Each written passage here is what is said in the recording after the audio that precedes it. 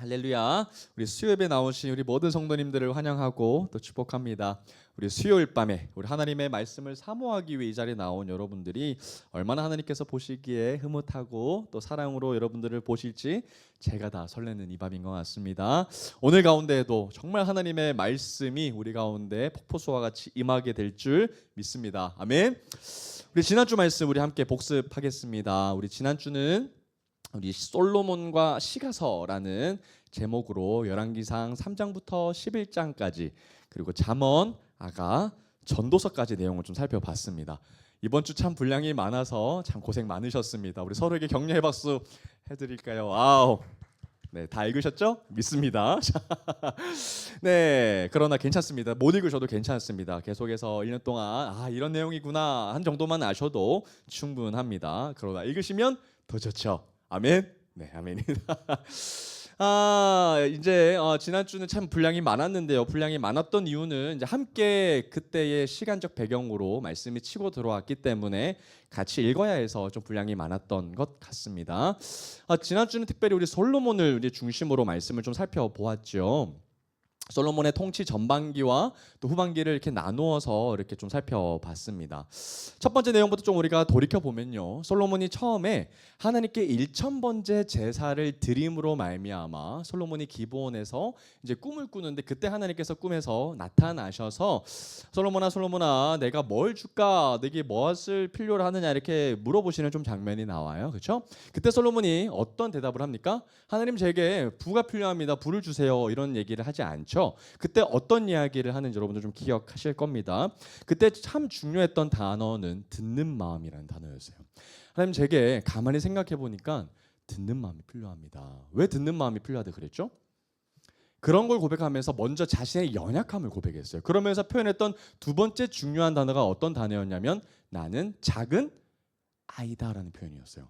하나님, 저는 참 작은 아이입니다. 저는 참 아무것도 아닙니다 라는 표현을 했죠. 그래서 나는 아버지 다윗과도 참 비교도 안 되는 연약한 사람이니까 제게는 참 듣는 마음이 필요한 것 같습니다. 듣는 마음이 왜 필요하냐면 저는 그것을 통해서 뭘 한다 그랬어요? 선과 악을 구별하길 원합니다 라는 표현을 하나님 앞에 드렸거든요.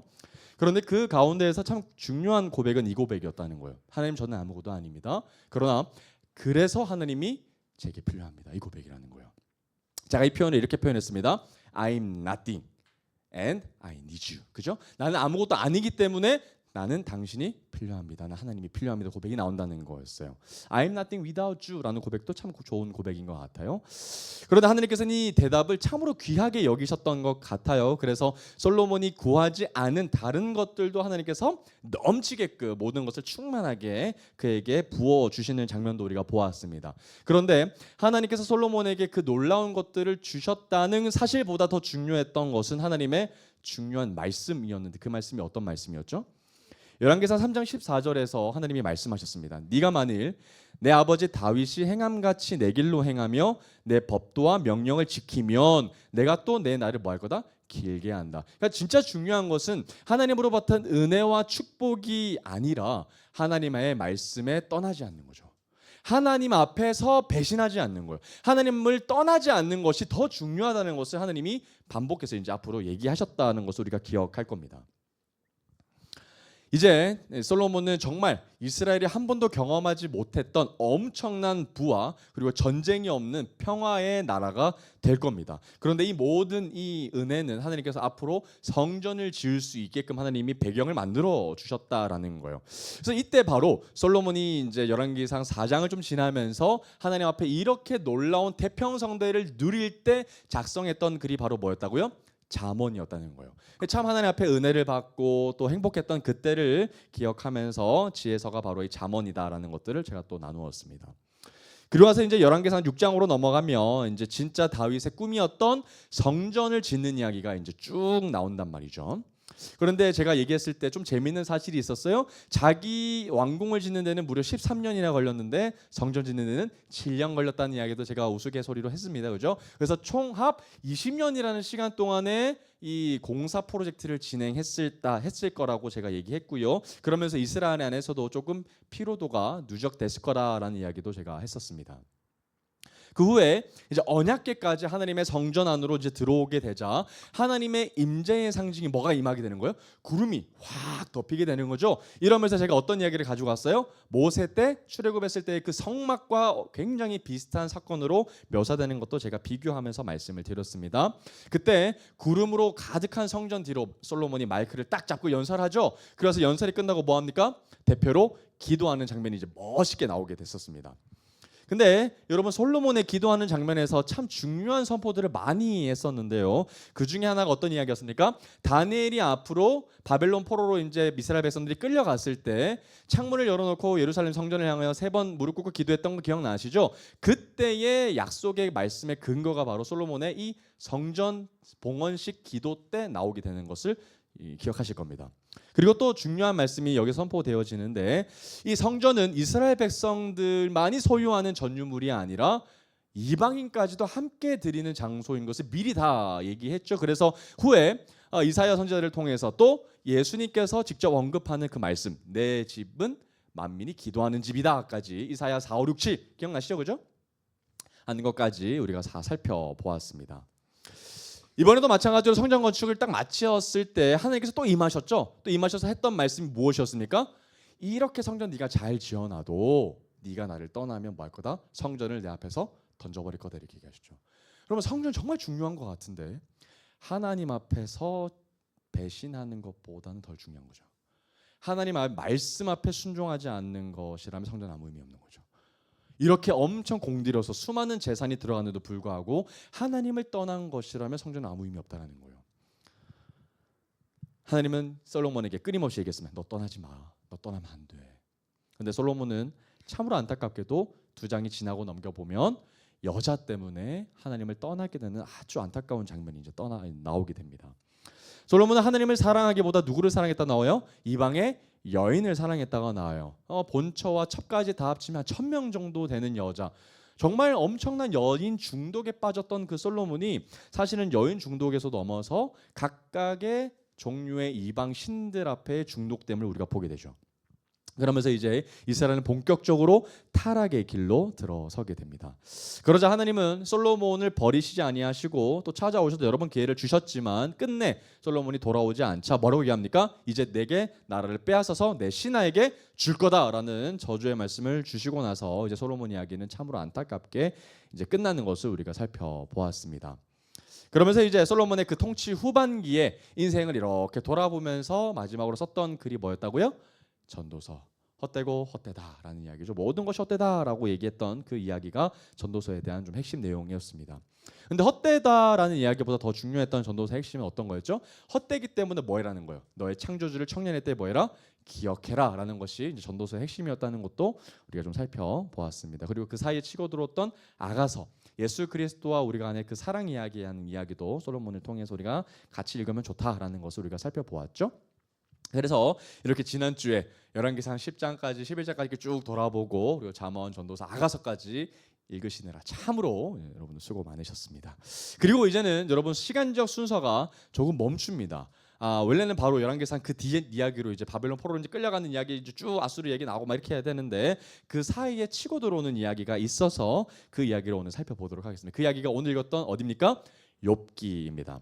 근데 여러분 욥기서는요 정확하게 그때의 배경은 알지 못합니다. 그리고 욥기의 저자도 불분명합니다. 그래서 이 당시 어떻게 쓰여졌는지 우리가 잘 알지 못해서 욥기서는 조금 미스테리하고 신비스러운 본문이긴 하지만 욥기서 시대가 족장 시대 때 쓰여진 것은 분명해요. 그래서 시간적 배경으로 보면 아마 창세기 때 쓰여지지 않았나라는 시간적 배경이 있지만 왜 지금 읽게 되냐면 이 욥기서 자체가 이제 시의 형식을 가지고 와요. 그래서 시가 서인 다른 잠언, 전도서, 아가서랑 함께 읽으면 좀 좋기 때문에 그래서 제가 욥기서를 지금 이제 같이 읽게 됩니다. 그래서 오늘은 잠언, 아가서와 같은 시가서로 이제 이 욥기서를 파악을 해서요. 욥기서 1장부터 42장까지 오늘 내용을 좀 한번 보도록 하겠습니다. 그런데 뭐 여러분들 뭐 창세기랑 같이 읽겠다 하셔도 전혀 무방합니다. 그래서 오늘 욥기 1장부터 42장까지 좀 전체의 내용이기는 한데요, 여러분. 근데 욥기서의 좀 핵심을 좀 생각하면서 좀 읽어보도록 하겠습니다. 여러분 욥이라는 사람을 여러분들 머릿속에 딱 떠올렸을 때 가장 먼저 뜨는 단어가 어떤 단어입니까? 고난, 그죠? 고난의 사람. 욥기서를 한 번쯤 들어봤거나 욥에 대한 내용을 아는 사람들은 아마도 고난이라는 단어가 가장 먼저 떠오르실 겁니다. 또 두 번째로 떠오르는 단어가 있다면 고난을 잘 뭐해서 견뎌서 끝까지 하나님 앞에 서 있었던 사람, 그래서 뭐 인내하는 사람, 이 정도 단어가 여러분들 머릿속에 가장 먼저 떠오를 것 같습니다. 그런데 여러분, 이 단어에 매몰되다 보면요, 욥이 주인공이 돼버립니다. 욥이 얼마나 고통을 받았고 욥이 얼마나 잘 견뎌냈고 그래서 욥이 얼마나 많은 그 축복을 끝까지 받았다라는 이야기로 철저히 인간 중심적 이야기가 되거든요. 그런데 오늘 여러분 이 이야기를 완전히 뒤집어서 보겠습니다. 누구 중심으로? 하나님 중심으로 볼게요. 이 이야기를 우리한테 주신 이유는 얘들아 너 욥을 보고 배워야 돼 이 얘기가 아니거든요. 하나님이 이 땅을 향한 하나님의 마음이 여기 담겨져 있기 때문에 하나님 중심으로 우리가 욥기를 좀 풀어가 보도록 하겠습니다. 제가 욥기서를 참 준비하면서 이런 좀 고백이 있습니다. 하나님, 제가 우리 에이멘 처치 하는 동안에 모든 성경의 각권을 강의하고 있습니다. 이거 이렇게 짧게 넘어갈 이야기가 아닌 것 같아요. 너무 하나님의 말씀의 그 신비함과 달콤함이 너무 차고 넘쳐서 너무 다 전하고 싶은 거예요. 그래서 함께 기도해 주십시오. 우리 에이멘 처치를 통해서 우리 자라난 다음 세들이 66권 다 잘 알게 되기를 축복합니다. 할렐루야. 오늘 욥기를 우리 좀 기대하면서 좀 가기를 원합니다. 첫 번째 단락부터 한번 좀 쪼개 보겠습니다. 총 42장으로 구성되어 있는데요. 첫 번째 단락은 1장부터 3장까지입니다. 한번 좀 끊어서 한번 볼게요. 첫 번째 단락은 욥기 1장부터 3장까지입니다. 자, 1장부터 3장까지 이렇게 한번 정리해 보겠습니다. 하나님의 자랑, 욥. 이게 1장부터 3장까지를 풀어가는 주제입니다. 하나님의 자랑, 욥.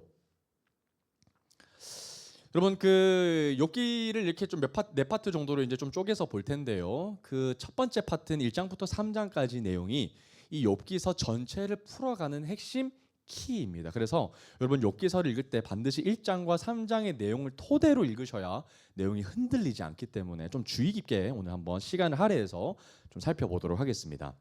오늘 성경책 잘 보시고 잘 따라와 주시면 좋을 것 같아요. 욥기 1장 1절 말씀 한번 보겠습니다. 우리 같이 한번 읽어볼게요. 욥기 1장 1절 시작.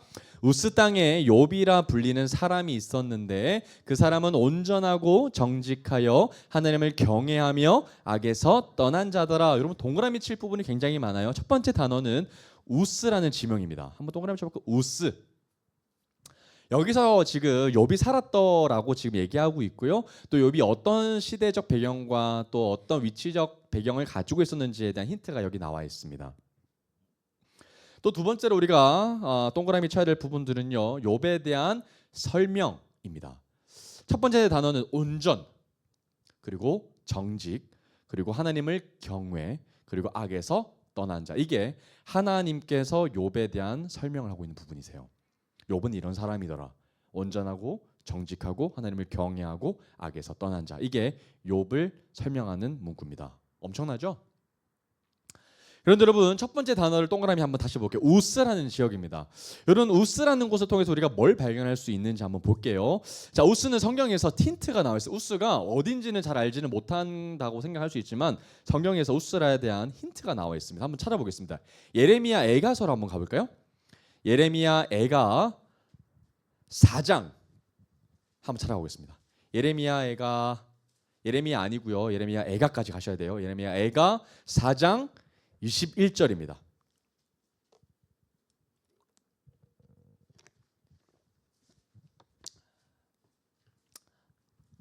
예레미야 애가 4장 21절입니다. 여러분 예레미야 애가 굉장히 친숙하지 않으실 수 있을 텐데요. 이제 통성경 하면서 예레미야 애가도 꼭 보게 될 겁니다. 기대하시길 바랍니다. 자, 예레미야 애가 4장 21절 우리 같이 한번 읽어보겠습니다. 시작. 우스 땅에 사는 딸 어디요? 에돔 땅입니다. 여러분 우스는 에돔이라는 것을 우리 성경을 통해서 확인할 수 있어요. 그래서 에돔 불다라는, 나중에 저랑 이스라엘을 꼭 가게 될 텐데요. 이스라엘 가보면 진짜 에돔 땅으로 보이는 그 땅이 저녁 노을 되면 진짜 빨간색으로 가요. 정말 붉습니다. 그 붉은 땅의 지명을 가지고 있는 에돔 땅이라는 거예요.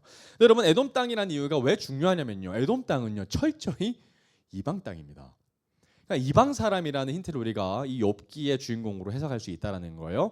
그럼 여러분 이 욥이라는 사람도 에돔 땅이라는 거. 근데 이 에돔 땅이라는 사람의 그 시대적 배경이 언제라고요? 족장 시대니까 창세기죠. 와우, 그때부터 하나님의 아브라함 족보로 나온 사람들 이외에도 하나님을 경외했던 사람이 창세 때부터 있었다는 거예요. 그때부터 이 족장 시대 때부터 뭐 아브라함과 야곱과 이삭이 있었던 그때부터 하나님을 이렇게 사랑했던 사람이 이방 땅에도 있었다는 것은 엄청난 놀라운 일이죠. 그러니까 여러분 성경은 아무리 봐도요 혈통으로 공동체가 이루어지지 않았다는 것을 볼 수 있습니다. 하나님이 끊임없이 이방 사람들도 하나님의 나라 백성 가운데 올 수 있는 기회를 여러 번 주셨거든요. 그럼 여러분 욥만 이방 땅 에돔 땅 사람이 아닐 뿐더러 누구도 다 이방 사람일까요? 욥의 세 친구도 다 이방 사람입니다. 와우, 그 욥의 세 친구도 다 하나님 사랑하는 사람이거든요. 하나님의 말씀을 따르는 사람이었는데 그 사람들도 다 이방 사람이에요. 다 이방 사람. 그러니까 여러분 이 구약 성경에서요 이스라엘 사람이 아닌 사람만 다 나오는 성경은 오직 욥기밖에 없습니다. 다 이방 사람들이에요. 와우. 다 욥기에 그런 내용들이 나오는데 다 이방 사람들인데도 불구하고 하나님을 경외하는 사람들의 이야기만 가득합니다.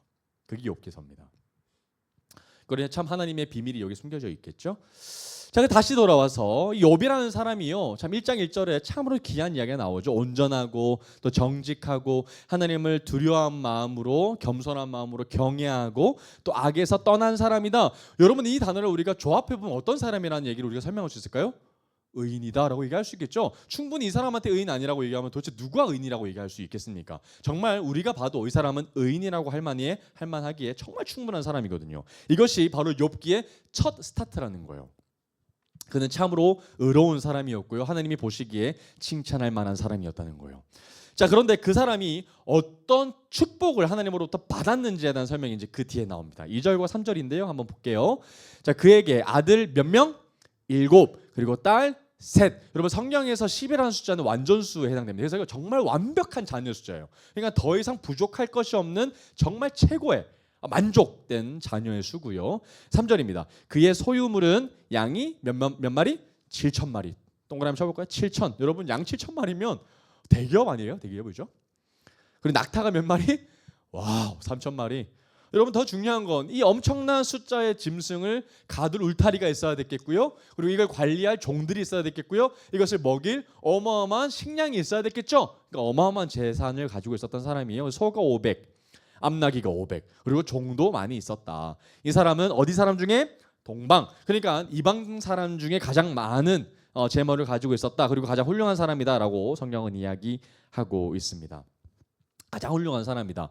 여러분 이 이야기를 왜 앞하고 좀 비교해서 얘기하냐면 여러분 저희 한번 볼까요? 자, 앞에 이야기 2절의 상반부 이야기는 어떤 이야기하고 있어요? 재산에 대한 이야기하고 있어요. 뭐 돈이 얼만큼 많고 종이 얼마나 많고 이런 얘기하고 있는데 그럼에도 불구하고 동방 사람 중에 가장 뭐하는 사람이더라? 부자가 아니고 훌륭한 사람이다. 여기서 훌륭하다는 단어는 하나님 앞에 코람데오 앞에서 쓴 단어거든요. 그러니까 정말 하나님 앞에서 의로웠다는 거예요. 그러니까 여러분 아무리 재산이 많더라고 하더라도 그의 마음은 항상 온전하고 정직해서 늘 하나님이 보시기에 조금도 부족함이 없는 의로운 사람이었다라는 것을 얘기하고 있다는 거예요. 그러니까 재산을 가지고 있음에도 불구하고 그의 마음은 변하지 않았다는 것을 강조하고 있다는 거죠. 그런데 여러분 욥의 진가는 여기가 아니에요. 욥의 진가는 4절과 5절 말씀입니다. 여러분 특별히 우리 부모님이신 분들은 좀 집중해서 한번 볼까요? 자, 그의 아들들이 자기 생일에 각각 자기의 집에서 잔치를 베풀고 그의 누이 3명도 청하여 함께 먹고 마시더라. 자, 5절이 중요합니다. 그들이 차례대로 잔치를 끝내면 욥이 그들을 불러다가 뭐 했다? 성결 동그라미. 거룩하게 했다는 거거든요. 성결하게 하다. 씻기고 죄를 고백하게 하고 하나님 앞에서 깨끗하게 했다라는 시간을 보냈습니다. 그리고 아침에 일찍 일어나서 그들의 명수대로 뭐 했어요? 번제, 동그라미 번제했습니다. 하나님 앞에 다 예배드렸어요. 근데 명수대로 한 사람 한 사람 다 하나님 앞에 번제드렸어요. 몇 번 드렸어야 했었죠? 10번이겠죠? 10명이니까. 자, 이는 왜 그렇게 했는지는 이유가 나와요. 욥이 말하기를 혹시 내 아들들이 죄를 범하여 마음으로 하나님을 욕되게 밑줄 꺾어 볼까요? 마음으로 하나님을 욕되게 마음으로 하나님을 욕되게 하였을까 함이라. 자, 그런데 이렇게 했던 행위가 어떻게 반복적으로 이루어집니까? 욥의 행위가 어떻게? 항상 동그라미 항상. 대단하죠? 여러분 이게 왜 대단하냐면요. 욥은요, 여러분 이 당시만 해도 족장 시대입니다. 그래서 하나님 앞에 마음으로 범죄를 한다는 개념 자체가 없었을 때요. 여러분 이에 대한 규정이 언제 나오냐면 마음으로 그리고 부지불식간의 죄를 짓는 죄에 대한 하나님의 해법을 알려주는 본문은 레위기나 민수기 됩니다. 언제죠? 모세 시대 이후에요. 그런데 그 전에부터 마음으로부터 짓는 죄까지 하나님 앞에 모두 회개하기로 결단한 사람은 다름 아닌 욥이라는 거예요. 얼마나 하나님 앞에 세심했던지 아실 수 있겠죠. 그만큼 욥이 하나님 앞에 이 자녀들이 얼마나 하나님 앞에 성결하게 하고 죄를 저질렀으면 끝까지 회개하게 하고 마음으로 지은 죄, 알고 지은 죄, 모르고 지은 죄까지도 하나님 앞에 거룩하게 나아가게끔 했는지를 우리가 알 수 있다라는 거죠. 아마도 여러분 욥의 자녀들이 이렇게 얘기했을 수 있겠습니다. 아빠 내가 안 했다니까요. 내가 생각만 했지 뭐 죄를 저질렀어요? 생각만 했다니까 얘기했음에도 불구하고 욥은 뭐 했다? 단호하게 자녀들을 데리고 와서 성결하게 하고 그리고 하나님 앞에 번제드렸다는 거예요. 여러분 이것은 아버지 입장을 해서는 굉장히 엄했다는 거예요. 어디에 대해서는? 예배에 대해서는. 아이들이 하나님 앞에 설 때는 굉장히 아버지들이 엄하게 했다라는 것을 우리가 볼 수 있습니다. 생각까지도 그렇게 했다는 거예요. 정말이지 엄격했던 것 같습니다. 예배를 통해서 그들이 거룩하게 할 수 있도록. 그래서 여기서는 이렇게 계속해서 얘기하고 있습니다. 욥은 참으로 하나님 보시기에 기쁜 자다. 정말 하나님을 사랑했고 세심하게 하나님 앞에 예배했고 또 자녀들까지 양육을 잘 했던 사람들이었다는 거예요. 욥에 대한 정체성을 좀 우리가 설명하면 그는 정말 참으로 예배자다.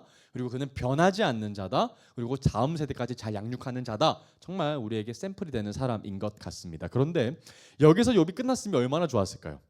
5절에서 끝났으면 욥은 참 대단했던 사람이다 라고 했으면 얼마나 아름답게 끝났겠습니까? 많은 하나님이 이 이야기를 가지고 이제 우리들에게 하나님 말씀하신다는 거예요. 자, 6절 7절입니다. 이제 일이 일어나는데 한 사건이 일어나는데 엄청난 사건이 지금 벌어지고 있어요. 6절 7절 한번 같이 읽어보겠습니다. 시작. 하루는 하나님의 아들들, 여기서 하나님의 아들들은 엔젤입니다. 천사들이 와서 여호와 앞에 섰고 사탄도 그들 가운데에 온지라. 7절. 여호와께서 사탄에게 이르시되 네가 어디서 왔느냐? 사탄이 여호와께 대답하여 이르되 땅을 두루 돌아 여기저기 다녀왔나이다. 이렇게 사탄이 얘기하고 있습니다. 여러분 지금 어떤 일이 벌어지고 있는 거예요? 하늘의 일로 벌어지고 있는 거예요. 여러분 지금 아까까지는 어떤 이야기했어요? 땅의 일 얘기했어요. 그죠? 욥이 이 땅 가운데서 얼마나 하나님을 사랑했고 또 하나님의 얼마나 축복을 바라는지 이야기하다가 갑자기 6절로 변하면서 하나님의 일이 지금 일어나고 있는 건데 지금 우리가 상상으로 우리가 생각해보면 어떤 일이 벌어지고 있는 거예요? 하나님이 중앙에 딱 앉아 계시고 그리고 천사들이 앞으로 나오고 그리고 사탄들까지 나옵니다. 여러분 이게 우리에게 지금 보여주고 있는 욥의 시각적 장치거든요. 그리고 이 장면은 끝까지 밀고 갈 겁니다. 그래서 여러분 욥을 읽을 때 어떤 장면으로 우리가 읽으셔야 되냐면 재판을 떠올리시면 됩니다. 그래서 여러분 우리가 한 중반부 넘어가면 계속해서 욥이 하나님이 재판관이시고 그리고 자기가 피고당한 피고인으로서 하나님 앞에 막 증언도 하고 하나님 앞에 떳떳하게 내가 무죄인 것 하나님 아시지 않습니까? 막 변론하는 장면이 막 나오고요. 또 사단이 고발하는 장면 이렇게 해서 막 재판의 장면들이 굉장히 많이 나옵니다. 그래서 법정적 의미가 굉장히 많이 나오는데 그 장치가 초반부터 나옵니다. 이게 세팅하고 있는 거예요. 그래서 이제 법정 이야기 시작할 거야. 그리고 사단들은 이제 욥을 고발할 거고 막 힘들게 할 거고 그리고 천사들은 이제 보호해 줄 거고 하나님은 이제 거기서 중앙에서 판단하시는 판사 역할로 이제 임하게 되실 겁니다. 자, 그래서 이제 사탄도 그 자리에 온 거예요. 이제 법정 장면이니까인 거죠. 그래서 사탄들도 왔어요. 참석했는데 하나님이 사탄에게 뭐라고 질문하십니까? 너 어디서 왔니? 너 뭐 하다 왔니? 이거예요. 너 뭐 하다 왔냐? 그랬더니 사탄이 뭐라고 대답합니까? 땅을 두루 다니며 돌아다니며 여기저기 행했습니다 라는 이야기예요. 여러분 이 사탄은 그냥 보고 왔다는 정도의 수준이 아니라 보면서 일을 합니다. 여러분 사단이 뭐 하죠? 두루 돌아다니며 삼킬 자를 뭐 합니까? 찾습니다. 그리고 삼킬 자를 찾으면 삼킵니다. 그게 사단이 하는 역할이에요. 그래서 땅을 두루 다니면서 여기저기 삼킬 자를 찾고 또 삼켰습니다. 뭐 이런 이야기를 하고 있는 거예요. 여기저기 다녀왔다. 이제 그렇게 얘기를 하고 있습니다. 그런데 1장 8절로 한번 가볼까요? 1장 8절로 가보니까 갑자기 하나님이 얘기하십니다. 자, 여호와께서 사탄에게 이르시되 네가 내 종 욥을 주의하여 보았느냐? 그와 같이 온전하고 정직하여 하나님을 경외하며 악에서 떠난 자는 세상에 없느니라. 여러분 지금 한번 저 한번 볼까요? 이게요. 굉장히 지금 시각적 장치거든요. 여러분 지금 재판이에요. 재판 법정적 분위기 안에서 지금 이 일이 일어나고 있거든요. 그래서 천사들도 하느님 오른편에 딱 서고 왼편에 지금 사단이 딱 섭니다. 그리고 하느님이 중앙에 판사석에 계시는 거예요. 그리고 재판이 딱 시작됩니다. 그럼 우리가 어떤 이미지가 선하게 되냐면 아무리 사탄들이라도 하더라도 하나님 앞에 서게 되는 존재라는 것을 우리가 명확하게 합니다. 사단들도 아무리 길고 날아다녀봤자 하나님 앞에서 다 똑같은 자라는 것을 우리가 알게 되고요. 나아가서 사단들이 여러분 뭐 했다고 나와 있어요? 아까 두루 이 땅을 돌아다니며 삼킬 자를 찾는다 이런 이야기죠, 그죠? 그러면서 여러분 삼킬 만한 사람을 삼켰을까요, 안 삼켰을까요? 삼켰을 겁니다. 그러면 여러분 딱 왔을 때 사탄들은 이미 하나님 앞에 떠났던 자들을 삼켰다면 입에 뭔가 황금 묻어 있겠죠? 그런 이상한 짓을 하고 왔으니까, 그죠? 근데 갑자기 하나님이 뭐하고 얘기하고 계신다는 거예요? 그런 법정적 분위기에서 사탄한테 하나님이 얘기하십니다. 야 사단아, 우리 두루 다니면서 삼킬 자를 찾고 왔어? 먹었어? 근데 네가 내 종 욥을 봤냐? 이 말하는 거예요. 여러분 갑자기 뜬금없이 하나님이 말씀하시는 게 아니에요. 사단이 방해하고 있다가 법정이 딱 열리니까 하나님이 사단 그렇게 계획하고 있으니까 뭐가 된 것 같아? 근데 다 그렇지 않아. 욥이 있어. 욥 봤냐? 이 얘기하고 있는 거예요. 왜 얘기하셨을까요, 하나님이? 욥은 니들이 그렇게 삼킬 수 있다 없다? 없다. 이거 얘기하고 있는 거거든요. 여러분 사단이요 하나님 앞에 그렇게 하나님의 사람들을 잡아 먹으면서 사실은 뭐 하고 싶은 걸까요? 하나님을 비방하고 싶거든요. 하나님을 힐난하고 싶거든요. 하나님 별거 없습니다. 하나님의 사람들 하나님 결국 다 떠날 겁니다. 이게 결국은 사단이 원하는 궁극적인 목표거든요. 그래서 그렇게 하고 온 애들을 보고 하나님이 뭘 하시는 거예요? 그런데 욥이 있단다라고 얘기하시는 거예요. 그래서 8절을 보면 이런 말이 나와요. 욥을 주의하여 봤니? 근데 걔는 그렇지 않거든. 그와 같이 온전하고 정직하여 하나님을 경외하며 악에서 떠난 자는 세상이 또 없다? 없다라는 거예요. 아무리 많은 사람들이 나를 떠나고 나를 배신하고 나를 힐난할지라도 내 종 욥은 그런 일이 없다라는 거예요. 그러면 여러분 욥은 최소한 하나님의 뭐가 될까요? 자랑이죠. 와우. 많은 사람이 하나님을 떠난다고 할지라도 정말 하나님 앞에 서 있었던 사무엘과 같이 모세와 같이 다니엘과 같이 하나님을 떠나지 않는 누구다? 한 사람이라는 거예요. 여러분 이게 중요한 거예요. 한 사람이다. 그리고 욥기에서 많은 사람이 나오지 않습니다. 욥이 한 사람 딱 등장합니다. 욥이다. 욥이라는 거예요. 여러분 사단이 하는 역할이 뭐죠? 여러분 성경에 제가 다 찾았는데 너무 많아서 다음에 좀 나누고 싶은데 근데 제가 좀 줄여보니까 사단의 역할들이 이런 것 같아요. 말씀을 통해서 보니까 한번 적어보면 좋을 것 같아요. 사단이 하는 역할. 사단이 뭐 할까요, 여러분? 명확하게 좀 정리하고 싶습니다. 제가 첫 번째 훔치는 역할을 합니다. 성경의 말씀이 다 있어요. 훔칩니다. 성경에 나오는 표현들이 훔친다, 훔친다와 연관되는 단어는 빼앗다, 강탈한다. 이렇게 한 묶음으로 할 수 있을 것 같아요. 첫 번째 역할. 훔친다, 빼앗다, 강탈한다. 여러분 여기서 해당되는 단어는 해당되는 것은 많습니다. 건강, 재산, 관계, 꿈 모든 것을 여러분 빼앗을 겁니다. 훔칠 거고 강탈할 겁니다. 근데 이거 다 사실 누가 주신 거예요? 하나님이 주신 거죠. 그래서 하나님이 주신 것들을 훔치는 것을 사단이 할 거예요. 건강, 우리 화평 다 깨어 부술 겁니다. 두 번째 사단이 하는 역할이 뭐냐면 미혹하는 겁니다. 그래서 미혹하는 영이라고 그러죠. 미혹하는 거예요. 이 미혹이 뭐예요? 속이는 거예요. 속이는 영이 있습니다. 세 번째는 넘어뜨리게 합니다. 우리를 실족해 합니다. 이게 사단이 하는 주요 역할. 네 번째는 디스트로이, 파괴합니다. 그래서 이 땅도 파괴할 거고 우리 삶의 영역, 우리 가정까지 모든 것을 파괴할 겁니다. 그리고 페인, 고통을 안겨줄 거예요. 고통. 그리고 이게 극심해지면 죽이기까지 합니다. 물론 하나님의 보호하신 가운데 욥을 죽이지는 못한다는 건 알 수 있지만 그러나 때로는 죽이기까지 합니다. 그리고 이런 결과를 통해서 결국 우리에게 원하는 그들의 목적이 있습니다. 그럼 사단의 목적이라고 한번 이렇게 분류해 볼까요? 사단의 목적. 사단의 역할을 이렇게 정리했고요. 사단의 목적이 뭐냐면 비난하게 합니다. 비난. 그리고 비판하게 합니다. 그리고 세 번째, 말씀을 왜곡하게 합니다. 말씀을 왜곡하는 건 이꼴해서 거짓 가르침입니다. 하나님이 그렇게 말씀하신 적이 없는데 거짓으로 말씀을 왜곡하는 거예요. 여러분 이거 어디서 봤죠? 제일 먼저 창세 때, 선악과 때 뱀이 어떻게 합니까? 하나님의 말씀을 철저히 왜곡합니다. 거짓 가르침이죠. 거짓 가르침을 주어서 그들의 최종 목적은 뭐냐? 하나님의 소유로부터 빼앗아 사망의 것으로 만드는 것이 그들의 목적입니다. 이게 사단이 하는 역할이고 목적입니다.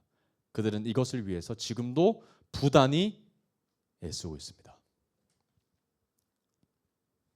그러니까 이런 역할을 하는 것이, 이런 목적을 가지고 있는 것이 바로 사단이라는 거예요. 여러분 사단은 뭐 성령 시대 때 나온 개념이 아니죠. 애초감치 선악과 때부터 부단히 우리의 것을 강탈하고 빼앗으려고 했었고, 그리고 아담과 하와의 그 평안과 하나님을 사랑했고 하나님을 경외하는 마음을 뭐 한 거예요? 강탈한 거죠. 그것이 바로 사단이라는 거예요. 그런데 그렇게 이 사단 앞에 하나님은 한 사람을 드러내시는데 그 사람이 바로 욥이라는 거죠. 사단 측에 드러내시며 사단한테 자랑하시며, 사단 너는 이 사람은 절대로 니들이 아무리 뭔 짓을 해도 절대로 니들 마음대로 되지 않아 라고 하는 사람이 바로 욥이라는 거예요. 그런데 여러분 앞으로 욥이 수많은 고통 속에 들어가게 될 거지만, 여러분 생각해 볼까요? 나의 삶을 통해서 지금 천상회의에서 얘기하고 있는 건다고 한번 생각해 보십시오. 그리고 사단이 이 이야기를 놓고 굉장히 나라는 한 사람을 통해서 굉장히 힘들어합니다. 굉장히 골치 아파요. 왜죠? 아무리 유혹해도 넘어뜨리고 빼앗아도 결코 빼앗기지 아니하는 그 마음 때문에 골치 아프다면 그 삶을 통해 사실은 누가 영광 받으시는 거죠? 하나님이 영광 받으시는 거죠. 여러분 천국에서 지금 걸어온 데는 이 자체가 사실 욥한테는 엄청난 영광 아니에요, 그죠? 그죠? 사단이 이 욥에 대해서 힘들어할 거고, 앞으로 사단이 이 어찌할 줄 못하는 이 상황이 얼마나 하나님 앞에서 으쓱거리게 만드는 상황이 있습니까, 그죠? 그래서 오늘 말씀 제목이 뭐냐면 하늘 보석 욥입니다. 하나님의 자랑이라는 거예요. 여러분 얼마나 하나님이 욥을 아끼시며 얼마나 욥을 믿으시면 당당하게 하나님께서 야 욥 봐라, 니들 아무리 그래도 욥은 안 된다 라고 지금 하나님이 자랑하시는 거죠. 사단을 조롱하시는 거예요. 야 니들 아무리 해봐도 안 된다 욥은. 그런데 여러분 사단이 뭐 하냐면, 그래요? 우리가 못할까 보냐? 한번 해볼게요 하나님 라고 지금 따지는 장면이 이제 나오는 거예요. 재밌습니다. 한번 9절 볼까요? 욥기 1장 9절입니다. 한번 같이 읽어보겠습니다. 시작. 사탄이 여호와께 대답하여 이르되 욥이 어찌 까닭없이 하나님을 경외하니까. 여러분 너무 중요한 말씀이 관통됐어요. 지금 한번 밑줄 그어봅시다. 욥이 어찌 까닭없이. 여러분 이게 바로 욥기의 핵심 이야기입니다. 사단이 걸고 넘어지는 게 바로 이 이야기예요. 욥이 어찌 까닭없이. 여러분 이 멘트를 잘 기억하시고, 이게 마지막에 빵 하고 반대로 뒤집어 버릴 거예요, 이 멘트가. 그래서 여러분 이 멘트가 너무 중요합니다. 여러분 지금도 사단은 이 화법을 유지하고 있어요. 욥이 어찌 까닭없이 하나님을 경외하리까 라는 이 화법은 지금도 사단이 사용하고 있는 멘트거든요. 그리고 이 멘트를 살짝 교묘하게 바꿔서 하나님의 마음을 우리로부터 멀어지게 할 겁니다. 왜곡하게 만들 거예요. 네, 끝으로 가면서 이 화법을 한번 보겠습니다. 자, 이렇게 사단이 지금 하나님께서 욥을 소개하시자 사단이 반박하는 거예요. 아이고 하나님이요, 하나님께서 욥에게 아까 1절과 2절에서 어마어마한 축복 주지 않았습니까? 그 축복 받았으니까 욥이 하나님을 사랑하고 경외하는 거지. 하나님 그 욥에게 주었던 축복 다 가져가 보십시오. 하나님 바로 욕할 겁니다 라고 뭐 하는 거예요? 이제 전쟁을 하는 거, 하나님 앞에 딱 전투 벌이는 거예요. 근데 여러분 여기서 사단이 이야기했던 개념이 하나 있어요. 뭐냐면 까닭입니다. 까닭. 여러분 이 이야기가 어떤 이야기가 되냐면, 하나님이요, 욥이 하나님을 경외할 수 있었던 이유는 뭐 때문이다? 축복 때문이다. 원인이 있으니까 하나님 사랑하는 거 아닙니까? 원인과 결과에 대한 개념이에요. 그래서 여러분 여기서 굉장히 중요한 단어가 나오는데 바로 인과율이라는 단어예요. 그래서 욥기서를 관통하는 키는 바로 인과율입니다. 원인과 결과죠. 여러분 세상은 이렇습니다. 세상은 어떠한 것도 원인이 없으면 결과가 없습니다. 그죠? 원인이 있어야 결과가 필연적으로 발생하거든요. 내가 노력해야 거기에 대한 합당한 열매가 맺혀지는 건 세상의 논리죠. 세상은 끊임없이 우리에게 원인과 결과를 제공하기를 원합니다. 심지어 원인을 했는데도 결과가 나오지 않는 것이 세상의 타락된 모습이죠. 그런데 하느님의 나라는 뭐 어떻습니까? 원인과 결과가 이루어진 나라가 아니죠. 하느님이 그래서 원인이 없는데 결과를 주셨다라고 해서 그 단어를 뭐라고 그래요? 은혜라고 얘기하죠. 세상의 이야기와 하느님의 나라를 이제 극명하게 대립시켜서 욥기를 이끌어 가실 거예요. 그런데 여러분, 사단이 지금 뭐 한 거예요? 에이, 하나님 나라, 하나님 은혜가 어디 있어? 하나님 은혜는 없는 거예요. 하나님이 복을 주시니까, 그렇게 인정하니까 하나님을 사랑하는 거 아니에요. 그런데 원인 없애면 똑같아 애들. 그렇게 얘기하고 있는 거예요. 그래서 이제부터 하나님 어떤 이야기 하실 거예요? 아니, 원인이 없어도 이루어진 일들이 있을 거야. 조건이 없어도 열매 맺는 일들이 일어날 거야. 이 얘기 지금 처음부터 하나님이 빵 하고 던지신 거예요. 그런데 사단이 그럴 리 없다라고 반박하는 이야기가 대립하면서 이제 막 전쟁할 겁니다. 그러면 이제 이 모든 이야기가 이제 누구에게 주목될까요? 욥에게 팍 집중되는 거예요. 그래서 하늘로부터 막 이야기가, 전쟁이 지금 토론이 열띠게 펼쳤다가 이제 한번 그러면 한번 까보시죠 하고 이 모든 배경이 이제 어디로, 카메라가 욥에게 확 집중될 겁니다. 해서 한번 볼게요. 자, 11절입니다. 자, 주께서 그와 그의 집과 그의 모든 소유물을 울타리로 두르심 때문이 아니니까 주께서 그의 손으로 하는 말을 복되게 하사 그의 소유물이 땅에 넘치게 하셨음이니이다. 이제 주의 손을 펴서 그의 모든 소유물을 치소서. 그리 하시면 틀림없이, 동그라미, 틀림없이 주를 향하여 욕하지 않겠나이까. 사단은 확신하고 있습니다. 원인을 없애면 뭐 할 거다? 반드시 결과가 사라지게 될 거다. 그래서 그들이 원하는 바가 뭐예요? 욥에서 듣고 싶은 말이 뭐예요? 하나님을 욕하는 거예요. 여러분, 이거예요. 여러분, 사단이 우리에게 진짜 원하는 바는 하나님을 저주하는 겁니다. 하나님이 없다고 고백하는 거예요. 하나님 어디 있어? 하나님 내 기도 응답해 주지 않아. 하나님 나를 사랑하지 않으셔 라고 하나님에 대해서 힐난하는 거예요. 이게 사단이 진짜 원하는 이야기거든요. 그래서 이 이야기를 우리는 입술을 통해서 이야기를 너무 듣고 싶어서 앞으로 사단이 엄청난 계략과 엄청난 장난짓을 하는 것을 우리가 보게 될 겁니다. 그래서 여러분, 제가 정말 여러분한테 부탁드리는 말은, 여러분 입술을 지키십시오. 어떠한 상황과 어떠한 환경 속에서도 여러분 입술을 지키셔라. 왜요? 여러분, 그 입술을 하나님이 보시기도 하지만 사단도 같이 보고 있습니다. 여러분, 우리의 입술에는 권세가 있어요. 그래서 항상 어려운 일이 우리에게 닥친다고 할지라도, 그래서 믿음으로 고백해야 됩니다. 하나님 감사합니다. 어려운 일이 닥쳐도 감사합니다. 여러분, 이 이야기는 내가 듣고 하나님 듣고 사단도 듣습니다. 여러분, 절대 하나님을 마음 어렵게 하나님을 비방하지 마시고 믿음 없는 소리를 하지 마시기를 지금 축복합니다. 아멘. 그래서 사단이 이렇게 얘기하는 거예요. 그럼 틀림없이 주를 향해 욕할 겁니다. 힐난할 겁니다 라고 얘기를 한다는 거예요. 축복을 많이 주셔서 원인을 제공해서 하나님을 경외하는 것 아닙니까? 결과에 대한 이야기를 이제 증명해 보이겠다고 사단의 입장에서 얘기한다는 거예요. 그 사단 아주 기고만장하죠. 하나님 보십시오. 곧 욥이 하나님 저주할 겁니다. 보십시오 라고 얘기하는 거죠. 자, 12절입니다. 자, 여호와께서 사탄에게 이르시되, 오케이 알았어, 한번 해보자고. 자, 내가 그의 소유물을 다 내 손에 맡긴다. 그래서 네가 하고 싶은 데 다 가져가 봐라. 내가 축복해줬던 거 네가 다 뺏어가 봐라. 네 잘하는 거 힐난하고 강탈하고 빼앗고 훔치고 그거 네가 하는 거 있잖아. 그거 다 해봐. 자, 근데 뭐는 하지 마라. 그의 모래는 손대지 마. 이게 뭐예요? 하나님의 우월한 권력이거든요. 근데 네가 아무리 그렇게 해도 그의 목숨에는 네가 손 못 댄다. 근데 만약에 건들면 뭐 할 거다? 죽인다. 이거 얘기하는 거야. 경고하시는 거예요. 욥에 대해서 하나님이 경고하시는 거예요. 욥의 몸에 대해서 경고하시는 거죠. 욥 죽이면 죽는다. 그래서 어디까지? 소유물을 빼앗는 것까지. 이게 사탄이 하는 거거든요. 빼앗는 것까지 해라. 그리고 네가 원하는 대로 증명해봐라 라고 얘기하는 거예요. 그러면 이제 여러분, 이제 하늘에서 너무 궁금할 겁니다. 하나님도 이제 욥을 보실 거고요. 하늘의 천사도 얼마나 궁금할 거예요. 욥이 어떻게 대답할까? 욥이 어떻게 하나님을 비난할까? 그러면 안 되는데 조마조마하면서 기다렸을 거고요. 하나님은 물론 아셨겠지만. 그리고 사단들은 어떻게 했을까요? 거 봐라, 이제 곧 욕한다, 곧 간다 이거 라고 분명히 얘기했을 겁니다. 그러니까 모든 사람들이 지금 욥을 주목했을 거예요. 그런데 여러분, 이제 충격적인 일이 벌어져요. 여러분, 정말 사람이 감당하기 너무 어려운 일들이 욥의 인생 가운데 벌어집니다. 한번 볼게요. 13절부터 19절입니다. 자, 하루는 욥의 자녀들이 그 마다들의 집에서 음식을 먹으며 포도주를 마실 때 참 파티하고 있습니다.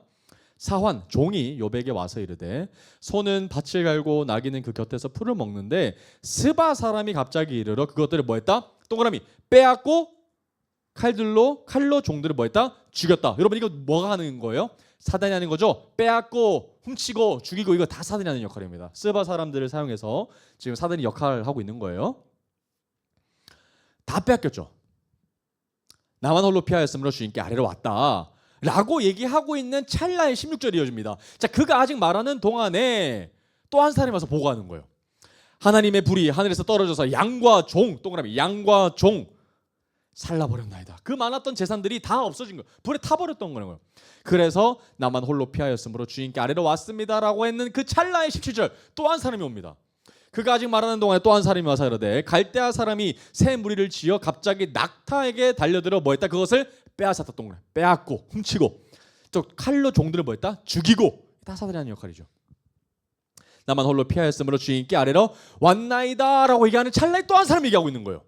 그가 아직 말하는 동안에 또 한 사람이 와서 이르되 아뢰되 주인의 이번에 자녀들이 그들의 맏형의 집에서 음식을 먹으며 포도주를 마시는데 19절 거친 들에서 큰 바람이 와서 집 내 모퉁이를 치매 그 청년들 위에 무너짐으로 그들이 뭐했다?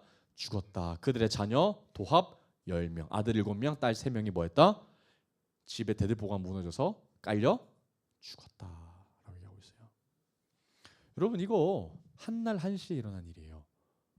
한 사람의 보고를 헤아리기 전에 내 사건이 동시다발적으로 팍 터지는 거죠. 순식간에 욥의 인생은 망했습니다. 가진 것 하나 없이 빈털터리가 됐죠. 소유물이 한순간에 사라졌어요. 근데 소유물이 사라지는 것보다 여러분 자녀들이 순식간에 다 죽는 것은 말로 형용할 수 없는 일이죠. 모든 것이 빼앗겼습니다. 절망이고 소망이 사라진 상태입니다. 그럼 여러분 이 정도면 뭐 해야 됩니까? 원망해야죠. 누구한테? 하나님한테.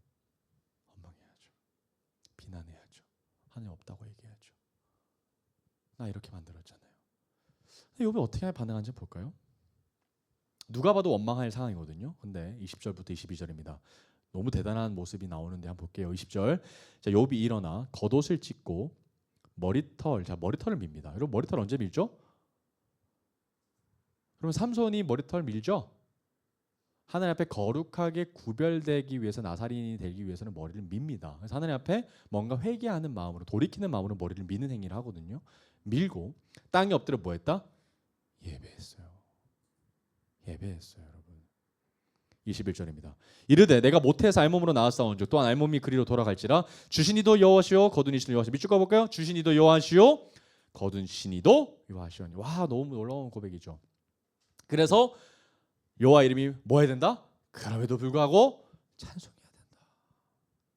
21절 이 모든 일에 욥이 범죄하지 아니하고 하나님을 향하여 뭐 했다? 원망했다 안 했다?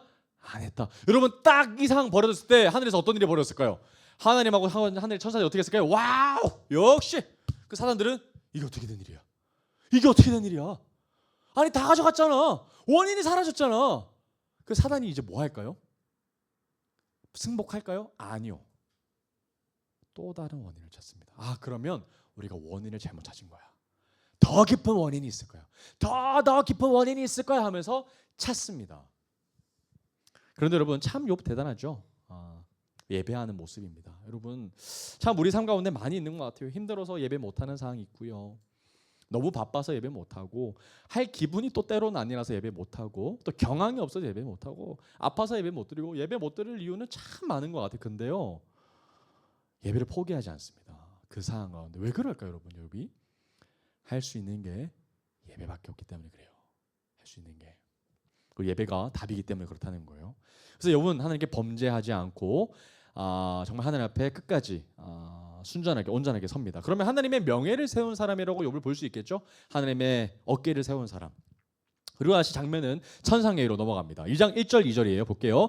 자, 또 하루는 하나님의 아들들이 와서 요 앞에 서고 사탄도 그들 가운데서 와서 요 앞에 서니 똑같은 장면입니다. 여호와께서 사탄에게 이르시되 네가 어디서 왔느냐? 사탄이 여호와께 대답하여 이르되 땅을 두루돌아 여기저기 다녀왔나이다. 또 하나님의 사람을 빼앗기 위해서 강탈하고 빼앗기 위해서 내가 돌아다녔습니다. 라고 얘기했죠. 자, 2장 3절입니다. 자, 또 하나님이 먼저 운을 띄우십니다. 여호와께서 사탄에게 이르시되 네가 내 종 욥을 주의하여 보았느냐? 멋있지? 얘기하는 거예요. 대단하지? 네가 아무리 해도 안 되더지? 야, 이런 사람이 있어. 이거예요. 얼마나 하나님이 으쓱하시면서 얘기하셨을까요? 그죠? 자, 그와 같이 온전하고 정직하여 하나님을 경외하며 악에서 떠난 자가 세상에 없느니라. 네가 나를 충동하여 까닭없이 그를 치게 하였어도 그가 여전히 뭐한다? 자기의 온전함을 굳게 지켰다. 와, 여러분 욥이 이런 평가를 하나님 앞에 받지 않습니까? 그랬더니요, 뭐 사단이요 또 얘기합니다. 이제 주의 손을 펴서 그의 뼈와 살을 치소서. 5절이죠. 그리하시면 틀림없이, 이번에도 틀림없이 또 씁니다. 틀림없이 주를 향하여 뭐한다? 욕하지 아니하겠나이까. 여러분 지금 사단이요 또 고민한 거예요.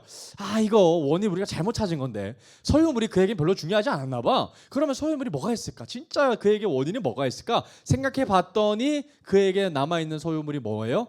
건강이거든요. 건강 다 뺏어가면 가족 끝나면 이제 가족까지 빼앗을 겁니다. 건강 빼앗고 가족 빼앗으면 이제 그에게는 빈털터리거든요. 그러면 틀림없이 하나님을 뭐 할 거다? 원망할 거야. 그렇게 이제 2차 배틀이 이제 펼쳐지는 겁니다. 2장 6절이에요.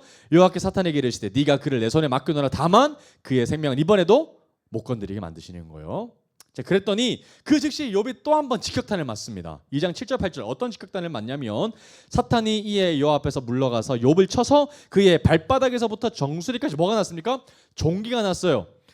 여러분 종기 하니까 딱 출애굽 사건 생각났죠? 출애굽할 때 이집트 백성들이 악성 종기 맞아가지고 머리부터 발까지 완전히 힘들었던 거 기억나죠? 얼마나 간지러웠던지. 8절입니다. 욥이 재 가운데 앉아서 질그릇 조각으로 가져다가 몸을 벅벅 끓고 있습니다. 여러분 이게 얼마나 비참해졌어요, 여러분. 근데 여러분 지금 남편이요 지금 이러고 있는 장면을 지금 누가 보냐면 그의 아내가 봅니다. 아내 한번 볼까요? 아내 한번 보겠습니다. 한번 같이 읽어보겠습니다. 시작.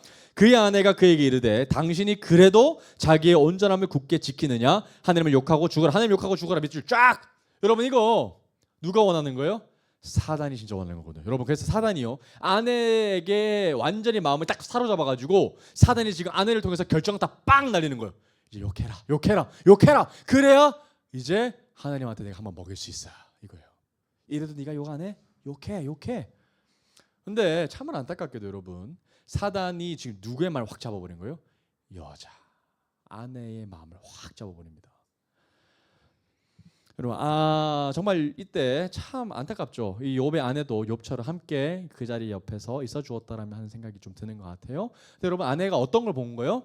우리 집안이 망하고 자기의 자녀들이 다 죽어가는 거 보니까 믿음이 무너진 거죠. 그래서 욥이 쓸데없이 믿음을 지키고 있는 것처럼 보인다는 거예요. 그래서 그냥 네한테 줬던 그 하나님이 당신의 모든 것을 빼앗아갔으니까 죽어. 이제 더 이상 하나님이 널 보호해주지 않을 거야. 네가 그토록 번제 드렸던 거 예배 드렸던 거 다 쓸모없어. 그거 얘기하고 있는 거예요. 그러니까 여러분 정말 사랑했던 그 아내가 마지막 하나 남아있는 그 가족관계인 아내가 자신에게 그렇게 얘기한다면 여러분 아무리 남편이라 하더라도 무너지죠. 마지막 남았던 아내까지 얘기하며. 근데 욥이 어떻게 얘기할까요? 2장 10절입니다. 자 그가 이르되 그대의 말이 한 어리석은 여자의 말과 같도다. 이 말은 쉽게 얘기하면 참으로 어리석다 얘기하는 거예요. 자 우리가 하나님께 복을 받았은즉 화도 받지 아니하겠느냐 하고 이 모든 일에 욥이 입술로 범죄하지 했다 안 했다? 안 했어요. 여러분 그래서 여러분 사단이 여인의 마음에 들어가서 완전히 그 입술을 주장해서 욕해고 죽어라 욕해고 죽어라 해가지고 욥의 입술을 딱 보는데 뭐예요? 하나님이 우리에게 좋은 거 주셨으면 안 좋은 것도 주시지 않겠어? 그리고 입이 딱 다무는 거예요. 여러분 그랬더니 사단이 어떻게 반응했습니까? 얼마나 복창이 터지겠어요. 뭐야? 뭐 하는 거야 너? 다 뺏어갔잖아. 그런데 어떻게 너 하나님을 욕 안 할 수가 있겠어? 어떻게 된 거지? 어떻게 이런 일들이 일어난 거지? 하고 굉장히 난처하는 것을 우리가 상상으로 볼 수 있겠죠. 그럼 동시에 하나님은 어떻게 하실까요? 욥을 와우 그렇지 니는 참으로 나의 종이야. 천국의 천사들 얼마나 박수 쳤을까요? 그렇지 욥아 참 잘했어 이게 얘기 안 했을까요? 그는 불평하지 않았습니다. 원망하지 않았어요. 너무나도 원망할 수 있는 상황이지만 하지 않았어요. 그리고 뭐 했어요? 침묵했어요. 여러분 이게 중요한 거예요. 침묵했어요. 여러분 정말 원망과 불평 다음에 우리가 반드시 지켜야 되는 건 입술을 지키는 겁니다. 침묵해야 돼요. 그리고 앞으로 벌어질 일들을 우리가 기대함으로 나아가야죠. 근데 여러분 이제 어떤 이야기가 펼쳐질 거냐면요. 이제 욥의 새 친구들이 올 겁니다. 근데 제가 여러분 욥기를 아무리 읽어봐도요. 욥의 새 친구들이 하는 역할이 좋지 않습니다. 욥의 새 친구들이 지금 뭐 하러 오는지 한번 볼게요. 2장 11절 한번 보겠습니다. 그때 욥의 친구 세 사람 동그라미 세 사람이 옵니다. 자, 이 모든 재앙이 그에게 내렸다 함을 듣고 각각 자기 지역에서부터 이르렀으니 곧 대만 사람 동그라미 엘리바스, 그다음에 수아 사람 빌닷 동그라미, 그다음 세 번째 나아마 사람 소발, 이렇게 세 사람이 와요. 근데 그 세 사람이 오는 목적이 분명합니다. 그들이 욥을 뭐해요? 위문하고 위로 동그라미 위로.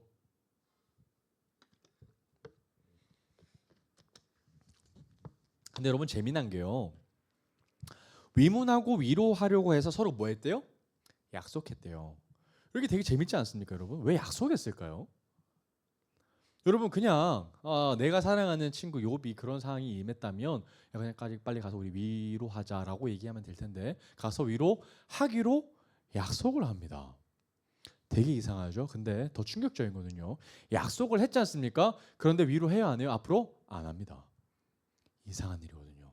위로를 하겠다고 약속했지만 그들은 단 한 번도 그를 위로하지 못합니다. 오히려 욥을 붕괴하고 격동케 할 겁니다. 근데 여러분 이게 왜 그렇게 했는지 고신대학교 신학 교수님이 막 치열하게 공부를 했더니 어느 날 그 세 사람한테 이 성령의 바람과 같은 그 단어 루하흐가 임하게 되는데요. 근데 이 단어가 좋은 하나님의 바람이 아니라 사단이 역사할 때 사람들에게 마음을 격동시킬 때 임하는 단어로 이 사람이 분류합니다. 그래서 아마도 이 세 사람이 처음에는 그랬지 않았을 텐데 사단에게 여인과 같이 아내와 같이 그런 마음이 되었을 완악해졌을까라고 이분이 보더라고요. 그런데 제가 아무리 봐도 이 세 사람이요 정말 이 욥에 대한 마음이요 위로하러 온 사람이 아닙니다. 정말 오히려 아픈 사람 두고 몸을 벅벅 끌고 죽어가는 사람한테 엄청난 논증을 하기 시작하거든요. 그래서 제가 아무리 봐도 상식적이지 않는 모습들이 이제 펼쳐질 거예요. 그게 바로 이제 두 번째 파트입니다. 두 번째 파트 한번 적어볼까요? 무려 전체 거의 80% 이상입니다. 욥기 4장부터 무려 37장까지 나온 이야기가 바로 두 번째 파트입니다. 욥의 두 번째 이 욥기에 해당되는 파트는요. 계속해서 끊임없이 욥의 친구들 세 사람이 이 욥과 함께 논증을 할 겁니다. 여러분 계속해서 어떤 이야기가 주된 이야기를 할 거냐면 세 친구들이 와서 욥에게 얘기합니다. 아니야. 세상은 인과율이야. 아까 여러분 인과율 끝났죠? 사단으로부터 끝난 논증이 지금 세 사람한테 끊임없이 이게 유지가 돼요. 왜 그렇게 얘기하냐면 야 하나님은 착한 사람한테 절대 벌 안 주셔. 그런데 네가 이렇게 벌을 받는 거는 네가 알고 지은지 모르고 지은지가 있기 때문에 그래. 그래서 빨리 너 뭐 해야 돼? 회개해야 돼. 네가 안 지었다면 네 자식들이 지은 거야 라고 하면서 이 세 사람이 끊임없이 욥을 힘들게 합니다. 근데 여러분 욥이 어떻게 얘기하냐면요. 아니 나 무죄해. 나 순결해. 그래서 하나님이 나의 무죄함을 아셔. 그런데 내게 지금 이 고난이 있는 것은 하나님 때문이야 라고 얘기해요. 그래서 하나님이 공의롭지 않아. 하나님이 불의하셔라고 욥이 하나님 앞에 막 따지는 장면이 나와요. 그러니까 여러분 욥이요 하나님 앞에 불평하지는 않는데 하나님에 대해서 의문감을 막 토로합니다. 하나님 어떻게 이런 일이 벌어지셨어요? 나 하나님 앞에 깨끗하게 살았잖아요. 하나님 정말 예배했잖아요. 나 이렇게 무죄한데 하나님 법정에서 좀 만납시다. 나 정말 무죄한 거 하나님이 증명하시지 않습니까? 그래서 막 따져요. 막 나의 의로움을 하나님이 막 증명해달라고. 그러면 나의 의로움을 증명하지 못하면 하나님이 불의한 거라고 막 욥이 그렇게 따지는 장면들이 이제 세 사람을 통해서 막 이렇게 아주 피곤하게 이제 연출이 됩니다. 욥기에 대해서 여러분 1장과 3장의 내용이 핵심이고 이제 두 번째 파트는 그런 이야기들이 계속해서 반복되는 구조로 가고 있다는 정도로만 여러분 넘어가시고 이제 집에서 쭉 읽어 나오시면 좀 좋을 것 같아요. 그래서 이 논쟁이 계속되는 겁니다. 그래서 세 사람은 절대로 위로하지 못하고 계속해서 이 욥을 막 격동케 합니다. 화나게 만들어요. 자, 그 중에서 이제 헛소리를 좀 한번 보겠습니다. 정말 기독교계의 유명한 헛소리 한번 볼게요. 자, 욥기 8장 한번 보겠습니다. 욥기 8장 1절에서 7절까지 말씀입니다. 그러니까 세 사람이 계속해서 욥을 찾아와서 계속해서 이 이상한 말을 하고요. 또 그럴 때마다 욥이 반박하는 구조로 계속 가거든요. 이번에도 두 번째 사람 빌닷이라는 사람이 욥에게 이렇게 논증을 합니다. 1절부터 7절까지예요. 자, 수아 사람 빌닷이 대답하여 이르되 네가 어느 때까지 이런 말을 하겠으며 어느 때까지 내 입의 말이 거센 바람과 같겠는가. 이제 거치게 논증하지 말라는 거죠. 자, 하나님이 어찌 정의를 굽게 하시겠으며 전능하신 이가 어찌 공의를 굽게 하시겠는가 이거예요. 그러니까 하나님이 정의로우면 네가 잘못하지 않았으면 일이 있다 없다? 없다라는 거예요. 그래서 네가 잘못한 게 있으니까 하나님이 정의로우시기 때문에 네가 이런 일을 경험하는 거야. 그래서 빨리 회개해야 돼라는 얘기하는 거예요. 자, 4번 내 자녀들이 주께 뭐했다? 죄를 지었으니까 이런 일이 있는 거야. 그래서 그들을 그제에 버려두셨어. 자, 5절 네가 만약 하나님을 찾으며 전능하신 이에게 간구하고 6절 또 청결하고 정직하면 반드시 너를 돌보시고 내 의로운 조소를 평안하게 하실 것이라. 여러분, 이 장면 어떤 장면이에요? 지금 아파서 죽기 일보 직전에 자녀들 다 초상 치르고 지금 모든 것을 잃어버린 자에게 와가지고, 야, 네가 죄 있는 거야. 하나님 공의롭다니까. 하나님이 다 갚아주시는 거야. 네가 죄를 안 질러서 그럼 네 자식이 저지른 거여서 자녀들이 다 깔려 죽은 거라도. 근데 하나님이 공의로우시니까 빨리 지금이라도 회개하면 하나님 널 돌보실 거야. 그러니까 빨리 네 뭐해? 회개해라고 얘기했는데, 지금 이 이야기가 여러분 위로가 됩니까? 여러분, 정말 잔인한 이야기죠. 정말 여러분, 욥의 친구들하고 믿겨지지 않을 만큼 이런 짓을 하고 있거든요. 그때 빌닷이 한마디 빡 하는데 그 말이 뭐냐면 욥기 8장 7절 말씀입니다. 뭐라 그래요? 네 시작은 미약하였으니 네 나중은 심히 뭐하다?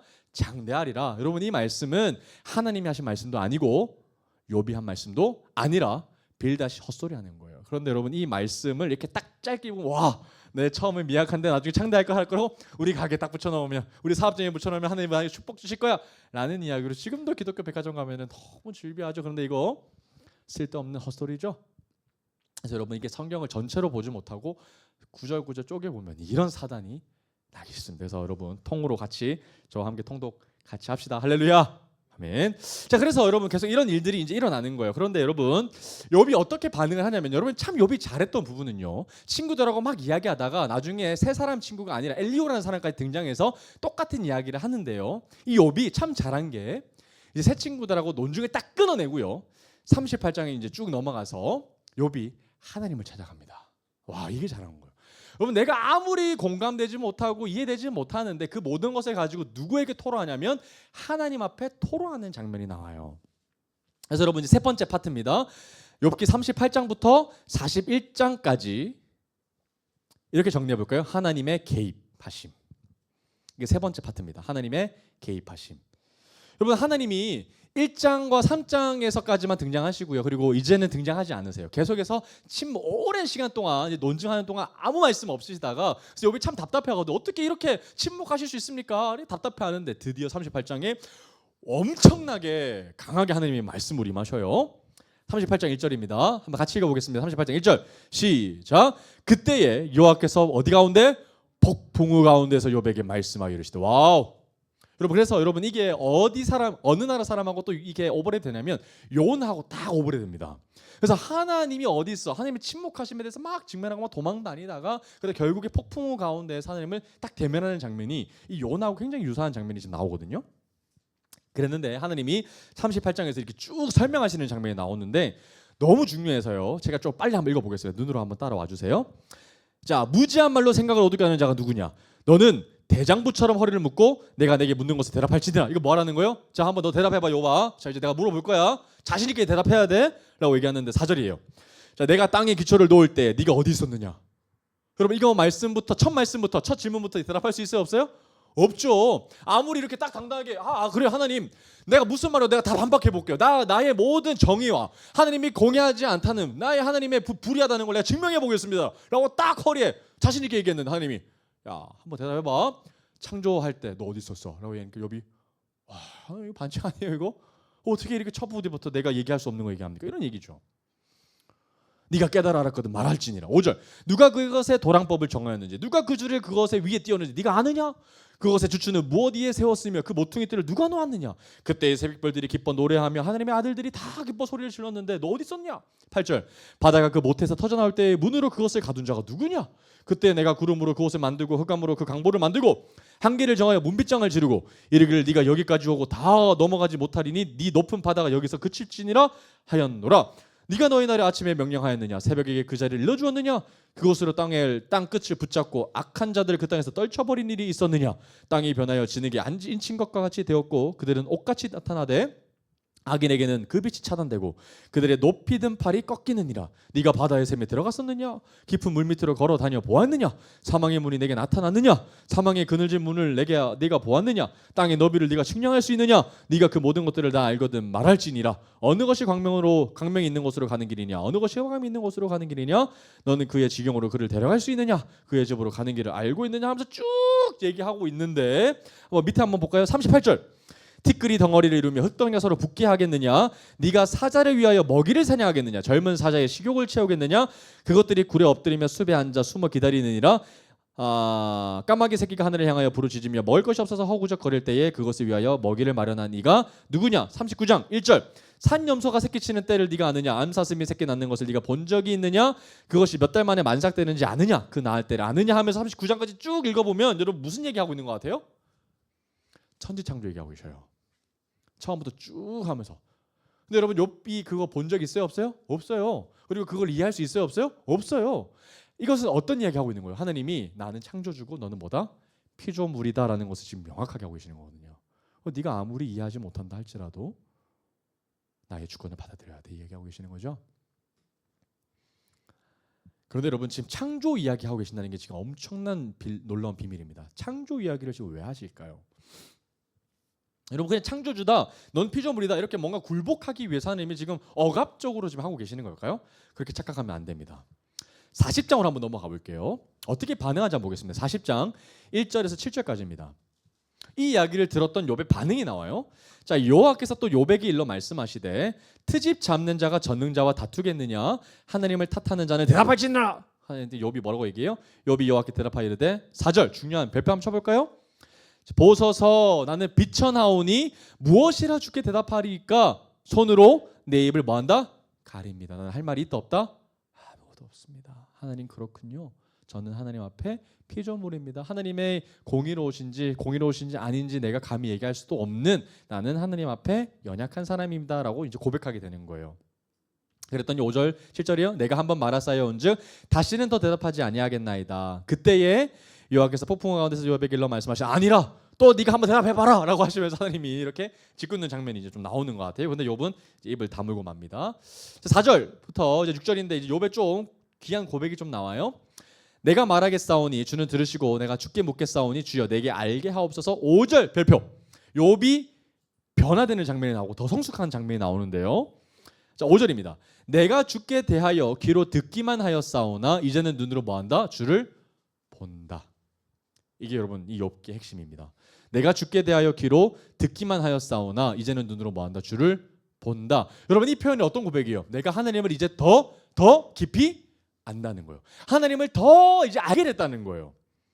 그러므로 내가 스스로 거두어드리고 티끌과 재 가운데서 뭐한다? 내가 하나님 앞에 온전히 더 회개한다. 여러분 욥의 새 친구들이나 엘리후가 그렇게 얘기했음에도 불구하고 회개했어요? 안 했어요? 안 했어요. 근데 하나님이 창조 사건 쫙 얘기해 주시니까 욥이 한 번 알아듣고 뭐 하는 거야? 아!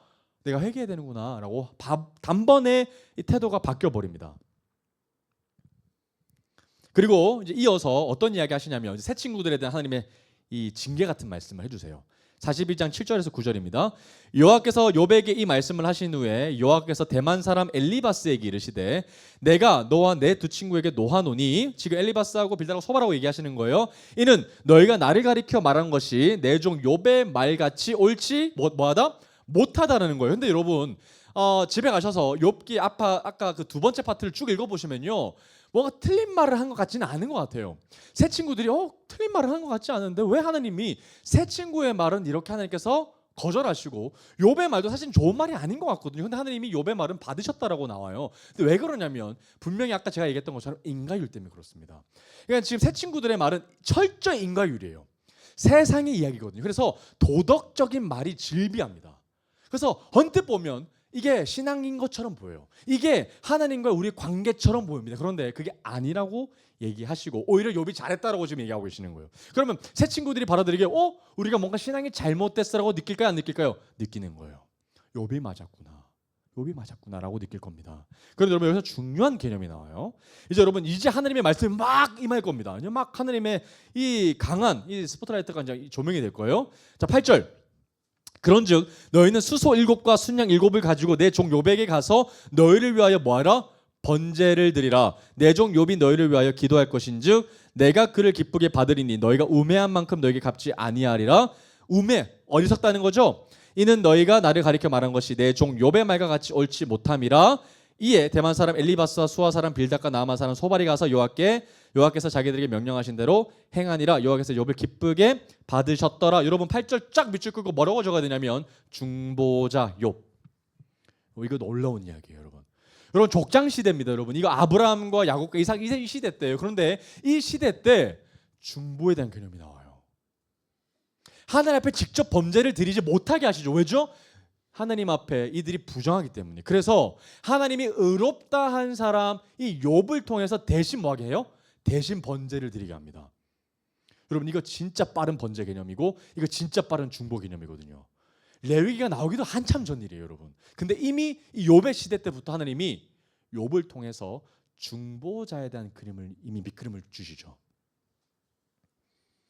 스스로 정죄할 수 없는, 스스로 거룩해질 수 없는 자들에게 하나님이 의롭다 하신 한 사람을 통해서 대신 번제를 드리게 했더니 하나님이 그들의 제사를 받으셨다라는 거예요. 와우. 희미하지만 분명히 이 이야기는 그리스도를 향해 있습니다. 42장 10절 한번 볼까요? 그리고 나서 욥이 어떻게 되는지 한번 봅시다. 욥이 그의 친구들을 위하여 기도할 때 여호와께서 욥의 공경을 돌이키시고 여호와께서 욥에게 이전 모든 소유보다 뭐 얼마나 갑절이나 넘치게 더 완벽하게 채우셨던 장면이 이제 쭉 나오고 하반절은 얼마나 채우셨는지에 대한 이야기가 좀 나오는 것 같습니다. 이렇게 욥기가 끝납니다. 여러분 그러면 한번 정리 좀 해보겠습니다. 도대체 욥기의 핵심이 뭔가? 여러분 제가 분명히 얘기하지만 욥기의 주제는 고통에 대한 이야기도 아닙니다. 그리고 인내에 대한 이야기도 아닙니다. 여러분 욥은요 진짜 막다른 자신의 절박한 상황 가운데서 하나님을 정말 욕하거든요. 비난하고 자기를 뭐하냐면 하나님을 비방하지는 않지만 하나님 나를 죽여주시옵소서라는 얘기를 해요. 누구처럼? 요나처럼 끊임없이 하나님 나 죽여라 죽여라 죽여라 이런 엄청 부정한 일을 하나님 앞에 얘기하거든요. 하나님 막 하나님 공의롭지 못하지 않습니까? 나의 허선함을 하나님 증명해 주십시오라고 하나님 앞에 엄청난 공방이 왔다 갔다 할 정도로 하나님 앞에 무례한 장면들이 많이 연출돼요. 그런데 이 이야기가 하나님 앞에 어떻다는 거예요? 기쁘시게 받으셨어요. 여러분 그러면 이걸 우리가 어떻게 이해해야 할까요? 그런 고백을 하나님께서 기뻐 받으시는 걸까요? 아니면 뭐가 더 있는 걸까요? 제가 이거를 가지고 참 많이 고민하다가 팀 켈러라는 참 제가 존경하는 목사님이 해답을 주셨어요. 어떻게 이걸 설명하셨냐면 살아생전에 욥기를 강해하시면서 욥이 하나님 앞에 참 기쁘게 쓰임 받았던 이유는 그의 고백에 대한 내용이 아니라 그럴 때 하나님 앞에 서 있었던 그의 태도 때문이다라고 얘기했어요. 태도인 거예요. 하나님 앞에 서 있는 거예요. 여러분 힘들어도 누구한테 그 마음을 쏟은 거예요? 하나님 앞에 쏟은 거예요. 여러분 다윗도 그랬죠?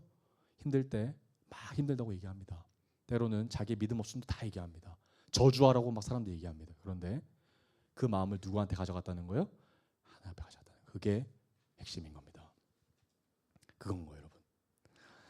나아가서 여러분 이 욥에게요 여러분 아까 우리가 38장 쭉 지나가면서 하나님이 어떤 이야기 하셨어요? 창조 이야기 하셨거든요. 그럼 여러분 사실 이 욥을 어디로 데리고 가셨냐면 창조 때로 하나님이 싹 가져가신 거예요. 창조 시대 때 하나님이 이 비디오로 쫙 하나님이 이 창조 시대 때를 딱 보여주면서 하나님이 뭘 얘기하고 싶으셨던 걸까요? 내가 창조주고 넌 피조물 넌 나에 굴복해야 돼. 내가 어떤 일을 하더라도 넌 비난하면 안 되고 따지면 안 돼. 그게 이야기하고 싶은 게 아니라 하나님이 진짜 원하고 싶으셨던 바가 있어요. 그게 뭐냐면 욥아 세상은 인과 법칙으로 돌아간다고 할지라도 창조는 그렇지 않다. 창조 법칙은 그렇지 않다. 한번 생각해 볼까요, 여러분? 창조를 한번 돌이켜 보겠습니다. 창조론이죠. 창조론이 원인과 결과가 있어요, 없어요? 없습니다. 이거예요, 여러분. 인과율을 대적할 수 있는 가장 강력한 얘기는 창조입니다. 그래서 하나님은 38장에 창조 이야기 갖고 오신 거예요. 세상은 다 인과율이야. 너 친구도 다 인과율 얘기하지? 아니야. 창조 생각해봐. 인과율이 있었어? 없었어. 그거 어떻게 된 거야? 나의 말로 된 거야. 원인이 없었어. 그 이야기 해주고 싶은 거예요. 그래서 욥이 진짜 원하고 싶었던 게 그 뭐예요? 세상은 인과율로 돌아간다는 게 아니죠. 그거 자기가 계속 친구한테 얘기했던 거죠. 근데 그 이야기를 지금 누가 하고 계신 거예요? 하나님이 얘기하고 계신 거예요. 인과율이 아니야. 그래서 도덕 법칙의 세상에서 인과율의 세상에서 하나님이 욥을 창조 법칙의 세상으로 확 데리고 간다라는 겁니다. 근데 여러분 이 표현을 제가 한 목사님으로 통해서 좀 가지고 왔어요. 제가 참 존경하는 목사님인데 남포교회 원로 목사님 박영선 목사님이 욥기를 정리하면서 이런 얘기를 했어요. 너무 이 멘트가 저한테 확 와닿아서 저 여러분들도 좀 적으셨으면 좋겠습니다. 욥기의 핵심 정리 한 줄입니다. 욥아 너는 손님이 아니다. 세상의 계약으로 맺은 관계가 아니다. 여러분 이건 인과율이 아니라는 얘기죠. 그럼 뭐냐? 세상의 계약으로 맺은 관계가 아니면 뭐냐? 욥아 너는 내 아들이다. 너는 내 창조 사역의 동력자다. 여러분 이게 욥기의 핵심입니다. 여러분 한번 우리가 자녀를 한번 생각해 볼까요? 여러분 부모와 자녀 가운데 인가율이 있습니까? 없습니까? 없죠. 여러분 자녀들이 부모에게 가서 엄마 냉장고 문을 열어보니까 맛있는 샌드위치가 있더라. 그런데 내가 뭐 하면 줄 거예요? 라고 얘기하는 자녀가 있어요? 없어요? 없어요. 그럼 부모가 그 샌드위치 그거는 네가 나에게 사랑한다고 10번 얘기하면 내가 줄 거야. 그런 거 있어요? 없어요? 없어요. 그럼 인가율은 철저히 세상의 이야기죠. 우리가 착한 짓 하면 하나님 앞에 선한 일을 하면 하나님 반드시 우리에게 은혜 주실 거다. 하나님 우리에게 선물 주실 거다. 이건 인가율이죠. 그 때로는 우리가 선한 일을 막 하는데도 불구하고 우리에게 우리가 생각지 못한 일들이 오면 하나님 막 부정하기 시작합니다. 그런데 그건 완전히 철저히 인가율에 바탕된 이야기죠. 근데 그게 아니라는 거예요. 정말 하나님께서 욥에게 원하셨던 것은 욥아 너는 창조 사역까지 너희가 기억해야 돼. 너는 인가율로 하나님 앞에 은혜 받는 자가 아니라 그냥 내 아들로 사랑받는 자녀야. 여러분 나아가서 이제 십자가를 한번 생각해 보기를 원합니다. 여러분 원인이 있어서 우리가 복음을 누리는 게 아니죠. 우리는 조건이 없는 거예요. 조건이 있어서 우리가 복음을 누리는 게 아닙니다. 어떤 사람이 착해서 복음을 누리는 것도 아니죠. 철저히 무조건적으로 하나님께서 우리를 사랑하시는 말미암아 우리를 살리시고 그리스도를 보내시고 우리에게 복음을 주셨어요. 이게 여러분 인가율이 아니에요. 이걸 뭐라 그래요? 은혜예요, 여러분. 그래서 하나님은 처음부터 욥기를 통해서 은혜로 그의 가장 사랑하는 아들을 조건 없이 우리에게 보내주실 거라는 밑그림을 욥에서 통해서 보여주신 거죠. 근데 여러분 참으로 안타깝게도 하나님은 우리에게 끊임없이 인가율이 아니라 무조건적인 사랑을 십자가를 통해서 하십니다만은 우리 태도를 한번 돌이켜보면 어떻습니까? 우리는 그 사랑을 무조건적으로 받았는데 또다시 우리는 인가율로 하나님 앞에 잣대를 들이미고 있는 것이 바로 우리들의 모습이죠. 그리고 하나님이 인가율로 하시지 않는데 우리는 인가율로 하고 있습니다. 그리고 선물을 받으면 그걸 은혜라고 얘기하죠. 근데 그렇게만 얘기하면 절대로 욥이 했던 고백을 우리가 고백할 수 없습니다. 주신 이도 하나님이시요 거두신 하나님이라는 고백을 절대로 우리 입술을 통해서 할 수 없는 거죠. 왜죠? 인가율이 있기 때문에.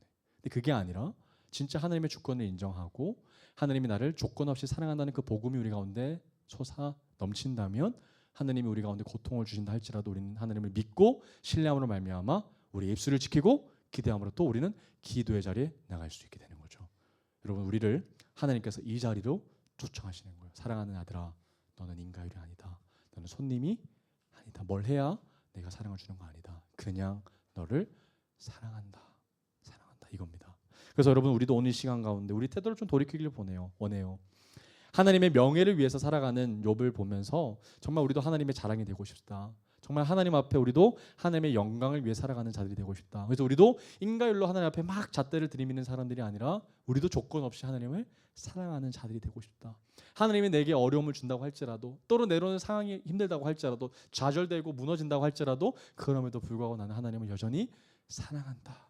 그것이 하나님 보시기에 참으로 기쁨이 되고 하나님의 자랑이 되고 그래서 하늘 보석 내가 되기를 주님의 이름으로 간절히 축복합니다. 아멘.